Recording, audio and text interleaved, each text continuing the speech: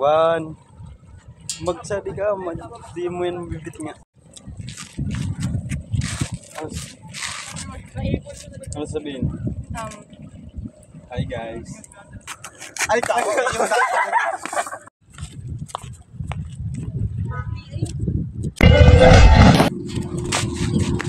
Hello, Bicolanos! Welcome sa Banwaan nin Balatan. Mari na isyunta ang istorya nin Banwaan nin Balatan.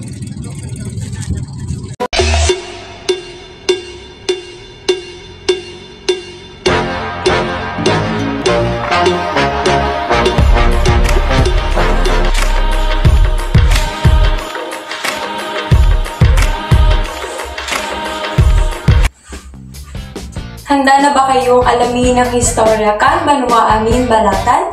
Ako nga po pala si Arvangelica Adiopa Balatan, ang unang historian ng mga Balatenos. Para sa unang kwento, pakinggan natin ang kwento ni Rita Balatan Oloroso, ang pinsan ni Don Gregorio Balatan na siyang founder ng Balatan. Yan si Don Gregorio Balatan. Matagal yan akong nag-mayor dati dyan sa bayan ng Nabua. Taon 1940. Noong natapos na siyang mag-mayor doon, dyan sa bayan ng Nabua, naisip niya na yung Balatan isiparate na. Kasi yung bayan ng Balatan noon, apo, kasama pa yan ng bayan ng Nabua. Yung Balatan, mapunta na sa kanya. Papagawa niyang bayan na Balatan. Ngayon, pumayag naman yung mga tao. Matagal bago nagawa yun hanggang sa natapos, taon 1950 yun natapos. December 2, 1950 yun apong natapos yung bayan ng Balatan. Ngayon, kaya tinawag yan na bayan na Balatan kasi si Don Gregorio Balatan, siya ang nagpundar ng bayan na yan. At ayun na nga ang history ng Balatan at kung bakit nga ba Balatan ang tawag sa Balatan. Para sa susunod na historian, Rami Lerio, pasok! Let's now discover the Balatan festivities on how Balatan celebrate its charter anniversary and style. What reasons lies behind this annual celebration that captivates both locals and visitors alike. I am Rani Arlerio, your second acting historian in this video. So, in the month of December, the town of Balatan celebrate its charter anniversary with the cooperative effort of the local officials, the mayor, and the community.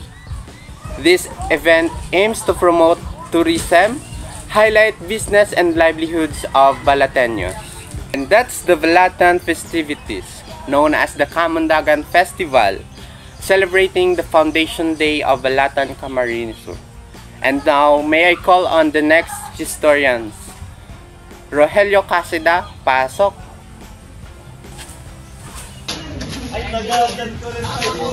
Hi guys, I am Aurelio Escasiri III, your third year historian for today. And now, let's talk about the local landmarks of Balatan. Una, ang bagong laag na statwa ng Our Lady of Perpetual Help na mahihiling sa Laganak, Camarines Sur.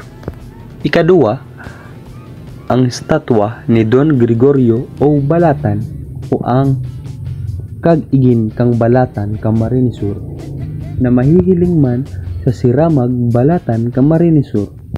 Ikatulo, ang simbahan kang Our Lady of Perpetual Help Parish na mahihiling sa kasentroan nin Balatan o Siramag, Balatan, Camarines Sur. And also, let's talk about who is the mayor and vice mayor of Municipality of Balatan.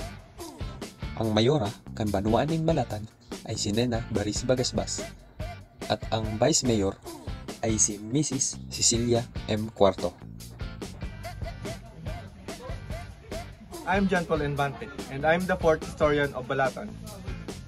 Mari na alamin ang mga putay at tradisyon sa Balatan.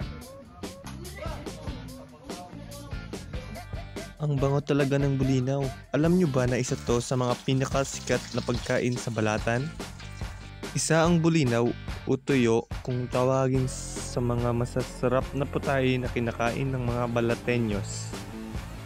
Balatan Camarines Sur's tradition is when we, the Balateños, consistently celebrate Kamundagan.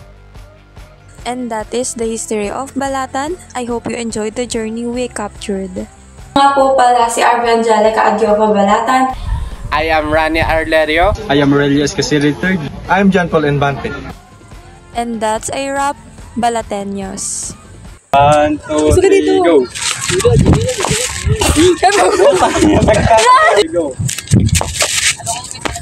Hello, Bicolanos! Welcome sa Banwaan in Balatan. Mari na aramunta ang istorya kan Banwaan in Balatan. Go! Hello. Ang tama ng bahay ni Kuya man. 3, go! Hello, Bicolanos! Balatan man naman. Puta kasi. 1, 2, 3, go! Hello, Bicolanos! Welcome sa Banwaan in Balatan. Mari na. Yun. Matak ka siya. Sarap mga ngamin. 1, 2, Nakapindot na? 3, go! go! 1, Di kami salo? kitang laro. 1, 2, 3, go! Ay, nakaw. May natang